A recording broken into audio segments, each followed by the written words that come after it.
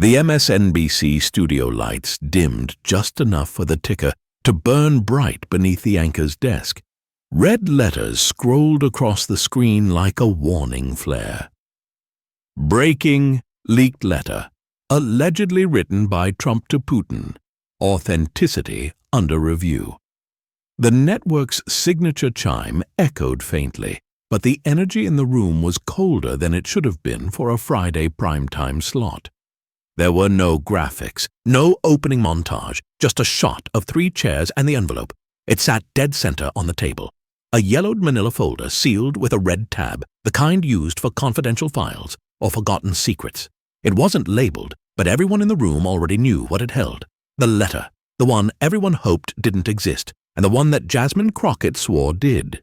To her left, Donald Trump sat with his trademark defiance, fingers twitching beneath the table, jaw clenched like a spring-loaded trap.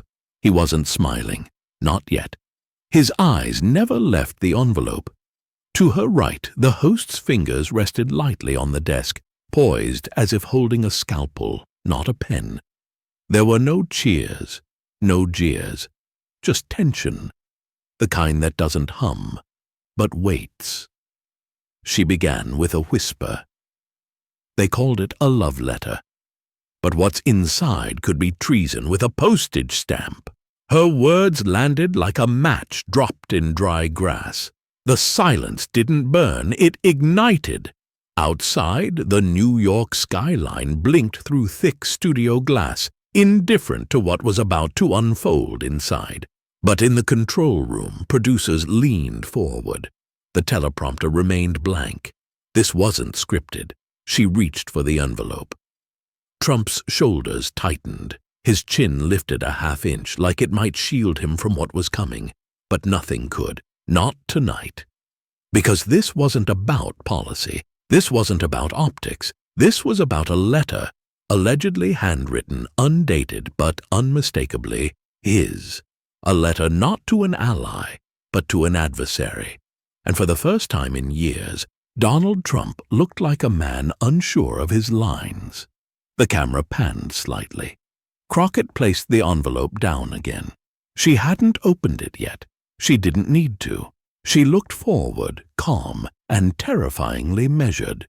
We're not asking if it's real. We're asking why it was written. A flash from the studio lights caught Trump's cufflink. It gleamed, but his confidence didn't. And behind the cameras, everyone knew the real spectacle had just begun. He came out swinging. This is a joke, a hoax, total garbage. The words spilled out sharp, like shards of glass tossed across the table. But no one flinched, not this time. His tone was familiar, loud, righteous, inflated. But the room wasn't playing along. The envelope still hadn't been opened. He leaned forward, voice rising, hands motioning wildly, as if motion alone might erase the moment. He called it fake news. He called her a liar. He said he barely knew Putin. Maybe met him once or twice. Maybe shook hands. Nothing more. She didn't move. She didn't blink. She simply let the silence sharpen around his words like a whetstone. Then came the first blow. 3 meetings, 2 without press, 1 without translators, all confirmed, all off the record, all during key NATO deliberations. She didn't say it with malice. She said it like she was reading off parking violations, deliberate, routine, undeniable. He scoffed. He laughed, that bitter, empty laugh, the one he used when the facts weren't on his side. Then he said the letter was planted by enemies of the state, that the deep state was weaponizing mail now. There was a pause. Then came the printout. A single sheet of paper slid across the table, redacted in parts, dated 2 weeks before the infamous Helsinki conference. The header was blurred, but the signature line was intact. It didn't say, "The President of the United States." It simply said, "Donald." The audience exhaled, not loud, but audible. The kind of sound people make when they realize they've been holding their breath for too long. He waved it off as a forgery. He said his signature is the most copied thing in the world. He asked if the left would accuse him of writing Shakespeare next. But she didn't rise to it. She didn't take the bait. Instead, she laid down one more detail. A matching envelope was found in a seized communication vault linked to a private Mar-a-Lago courier system, one previously unknown to the Secret Service. Not reported, not registered. He slammed the desk, called it a witch hunt, said the press should be tried for treason, said if anyone wrote love letters, it was Hillary to China. But his voice was getting louder, not stronger. His face was getting redder, not firmer. The performance was familiar, but the audience had changed. The letter still hadn't been opened, and that, more than anything, was what made his hands tremble. The envelope remained sealed, but the air had changed. Less like a studio, more like a courtroom on the edge of scandal. The kind where verdicts come not from juries, but from the slow, damning click of a remote control. Then she appeared on the screen behind them, former NSA analyst, whistleblower, face shadowed, voice disguised. The chyron beneath her didn't list her name, just one word, insider. The feed crackled slightly, not from technical error, but from tension. Her voice cut through the silence like a scalpel. She said she wasn't there to speculate. She was there because she saw it. The letter, scanned and processed through NSA channels in 2021, intercepted during a routine sweep of foreign diplomatic back channels, flagged not for its sender but for its tone. The moderator asked what exactly was in it. She paused for just a beat, and then read, "I miss our talks. I miss your clarity. I hope the world doesn't make you choose between strength and restraint."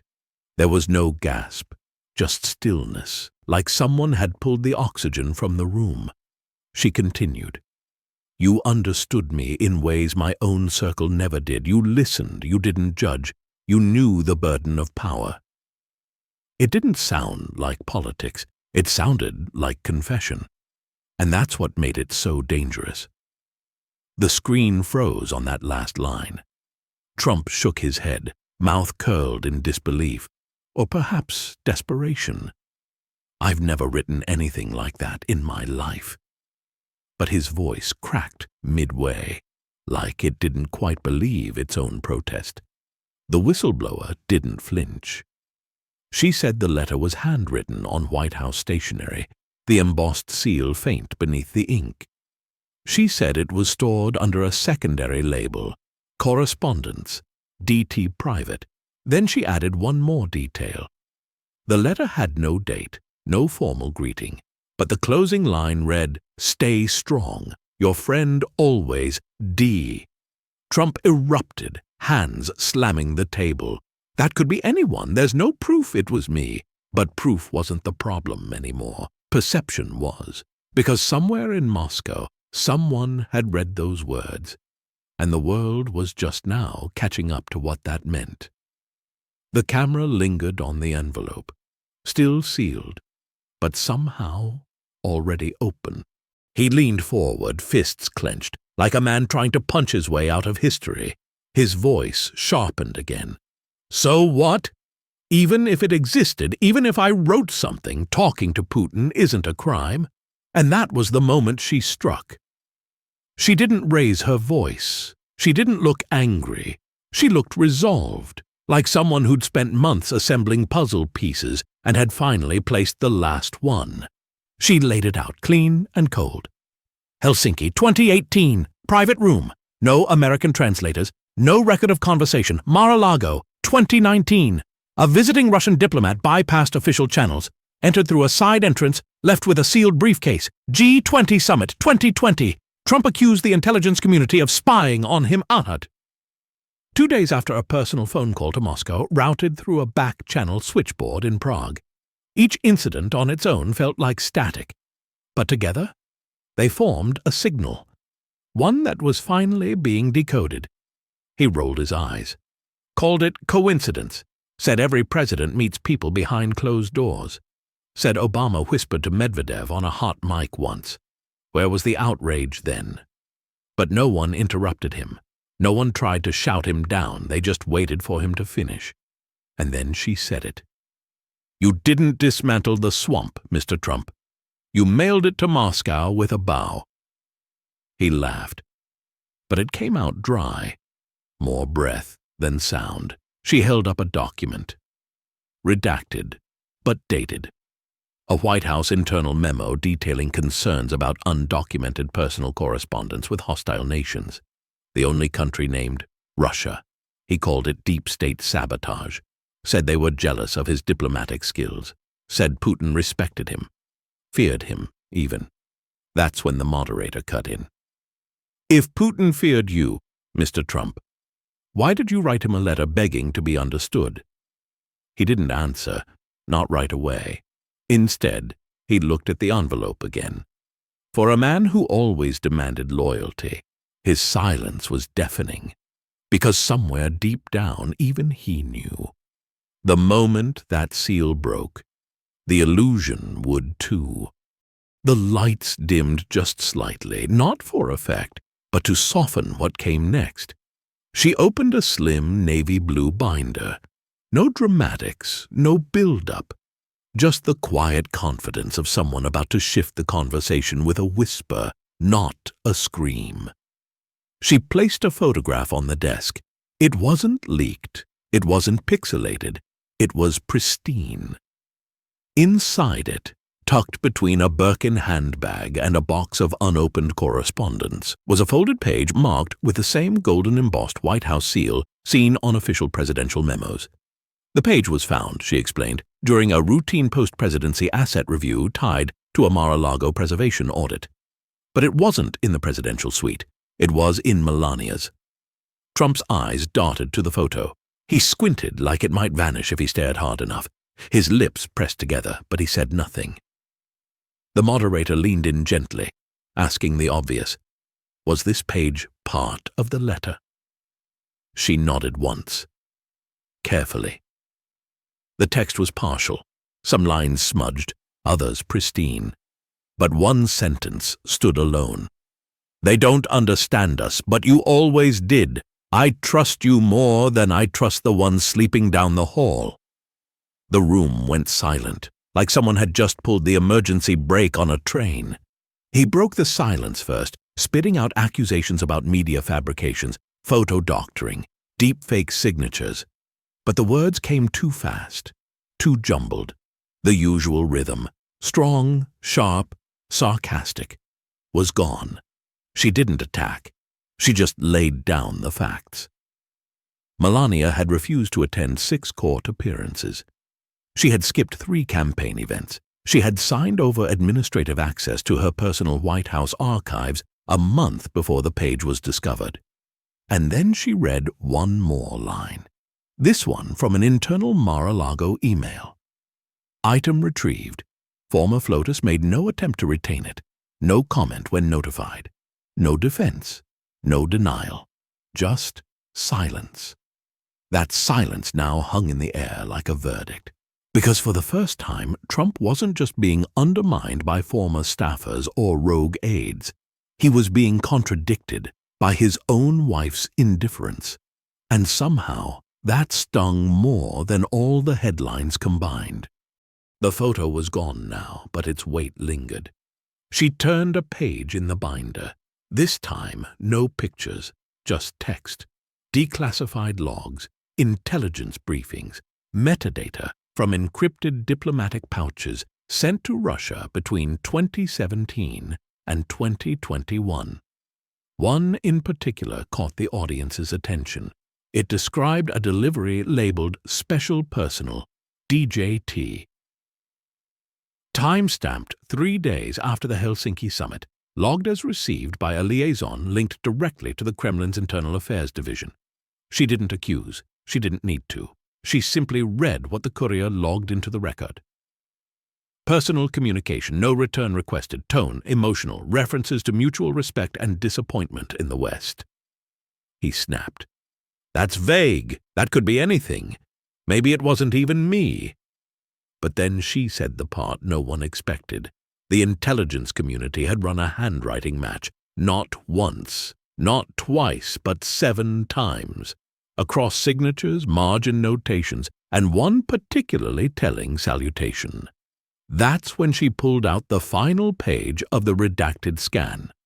At the bottom of the document, in large, confident cursive, were the words, "To Vlad, the only one who never doubted me." The gasp from the studio audience wasn't theatrical. It was guttural, the kind of sound people make when they realize they've been watching a horror movie in real time. He slammed the table again, called it slander, said no American president had ever been treated like this. He shouted over her, tried to drown out the moment, but then came the worst part. She smiled, just barely, and asked him a question so quiet it sliced through all the noise. What kind of man writes love letters to dictators and hides them from his own country? He opened his mouth, but nothing came out, because the letter hadn't just betrayed his allies. It had revealed something far more dangerous, that the man who once called himself a nationalist may have been loyal to someone else all along, and the name wasn't America. By the next segment, the envelope had been opened, not physically, not yet, but metaphorically the seal had split, and its contents were already racing through newsrooms, intelligence briefings, and congressional inboxes like a virus with no vaccine. The moderator's voice dropped a register, signaling the shift from spectacle to consequence. The NSA confirmed that portions of the letter aligned with data logs from a failed drone strike campaign, one delayed due to misinterpreted intelligence chatter originating in Eastern Europe. The operation had been postponed 72 hours. In those 72 hours, 3 American soldiers were killed in a retaliatory ambush. The source of the misinterpretation? A packet of false strategic confirmations, traced to a Russian server recently found communicating with a network connected to someone inside Mar-a-Lago. The connection wasn't conclusive, but the timeline was, and timelines don't lie, even when people do. She didn't gloat. She didn't shout. She just asked the one question that had been dancing between the lights all night. How many lives were lost, because a man couldn't keep his admiration off the page? Trump bellowed. Said he never compromised anything. Said he didn't even know what the word packet meant in that context. He called the NSA a rogue state and insisted the intelligence community was jealous of his access. But his voice didn't carry like it used to. It cracked, it trailed, it stumbled. And when he finally looked up, he saw not outrage, but eyes, hundreds of them, cold, focused, waiting, not to cheer or condemn, but to watch him sink, because the world no longer feared what was in the envelope. They feared what was left of the man who wrote it. The backlash wasn't slow, it was instant. Within 24 hours of the broadcast, 2 major donors publicly paused campaign contributions. A third issued a vague statement about reassessing leadership alignment. Another posted a single tweet. There's patriotism, and then there's poetry for Putin. The hashtag #LoveLettergate surged past 2 million mentions by sunrise. Memes flooded TikTok, images of the letter set to soft piano music, overlaid with Trump's face fading into black and white. One clip, edited like a romance trailer, featured dramatic readings of the letter's leaked lines with violins playing beneath. But while the internet mocked, the real shift happened behind closed doors. 3 Republican senators canceled scheduled interviews. A former ally deleted every photo of himself with Trump from social media. A key strategist resigned quietly, citing ethical misalignment. He didn't address the fallout directly. He tried to shift the topic to inflation, the border, gas prices. He tweeted 4 times in 1 hour. None of the posts got traction, because no one cared about gas prices. They cared about the letter. They cared about the man who, in his own handwriting, admitted to trusting a hostile foreign leader more than his own intelligence staff. He went live on Truth Social, called it a deep fake, claimed the handwriting could have been generated by AI, blamed George Soros, said Crockett was being fed lines by the alphabet agencies, called the letter emotional fiction, but she didn't respond in kind. She just let the silence do the work, and when she finally did speak again, her words didn't echo. They detonated. You stood alone because no one wanted to stand next to betrayal. The audience didn't clap. They didn't cheer. They absorbed it, because in a country divided by policy, rhetoric, and party lines, there are still some things that draw a line in ink. And one of them, perhaps the last one, is loyalty. Not to a person, but to the truth. The last page wasn't displayed immediately. It sat on the desk like a weapon with the safety off. Flat, heavy, dangerous. The studio lights softened as the moderator spoke with surgical precision, explaining that forensic analysts had confirmed the ink, the seal, and yes, the handwriting. Every swirl, every line matched a dozen other notes penned personally by Trump during his time in office. But it wasn't the analysis that chilled the room. It was the message. Crockett didn't raise her voice. She didn't dramatize. She simply read the final paragraph aloud. I still believe you'll do what's best, no matter who wins this election. I've done my part. You know what needs to happen next.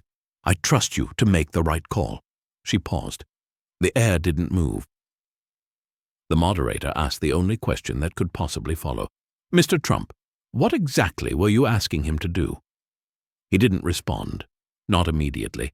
He adjusted his tie. He tapped the table. He muttered something about strategic language and out-of-context statements. But the room wasn't buying it. Neither was America. Because those weren't words of diplomacy. They were instructions, a signal, a wink across borders that could only be interpreted one way. You're my last hope.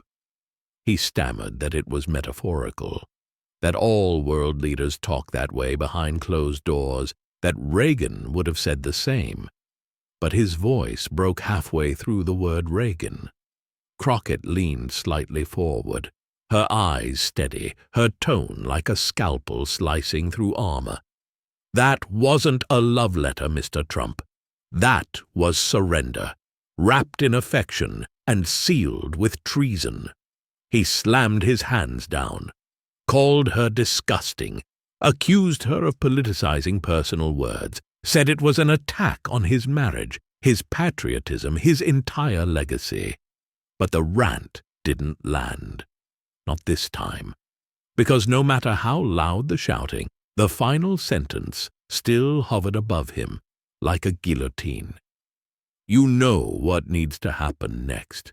And suddenly, the man who once prided himself on saying the quiet part out loud was being undone by the quiet part he tried to keep hidden. By now, Trump wasn't debating. He was unraveling. His tie was loose. His fingers jittered as they searched for a comeback that never came. His voice rose, but his words shrank. He repeated phrases. They don't get it. I love this country. I'm the most honest guy there is. But each one rang emptier than the last. And then finally he fell silent. Crockett didn't seize the moment with glee. She let the silence harden around him, like cement around an artifact no one wanted to touch anymore. The moderator turned, her voice cool and composed. Congresswoman Crockett, do you believe this letter, and everything it implies, disqualifies Donald Trump from leadership? She didn't flinch. She didn't blink. She nodded once, then spoke with a quiet finality that didn't beg for attention, Tom. It demanded reflection. Power doesn't just corrupt. Sometimes it confesses, not through scandals or trials, but through the things a man writes when he thinks no one is watching. The lights dimmed a little more. Trump sat frozen, lips pressed together so tightly they seemed to vanish. His skin gleamed under the heat of the lights, not from confidence but from the weight of exposure. The envelope was still on the table, now opened, now empty, but its contents were everywhere, On the screens, in the headlines, in the whispers of his former allies, who even now were stepping back one by one. The moderator gave the closing line, her tone low and unforgettable. In the end, it wasn't the courts or the campaigns that changed history. It was a letter, a single page, and a silence that proved louder than any speech. The camera zoomed out. Trump didn't move. Crockett rose, not triumphant, but unshaken. She adjusted her jacket, gathered her notes, and walked off set with the same calm she arrived with. No mic drop, no applause, just the echo of one last truth drifting through the air. He didn't lose to a rival. He lost to his own pen. And somewhere in a Kremlin vault, the proof still sits, folded neatly, signed with love.